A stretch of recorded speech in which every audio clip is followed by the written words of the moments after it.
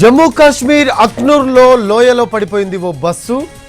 జమ్మూ రాజౌరి జాతీయ రహదారిపై తుంగిమోర్కు సమీపంలో ఈ ఘటన జరిగింది.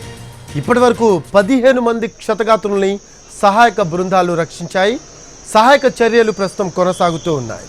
మనం ఎన్టీవీ స్క్రీన్పై దృశ్యాలు చూస్తూ ఉన్నాము. జమ్మూ కాశ్మీర్ అఖ్నూర్లో లోయలో పడిపోయింది ఓ బస్సు. జమ్మూ రాజౌరి జాతీయ రహదారిపై తుంగిమోర్కు సమీపంలో ఈ ఘటన చోటు చేసుకుంది. ఇప్పటి వరకు 15 మంది క్షతగాత్రుల్ని సహాయక బృందాలు రక్షించాయి.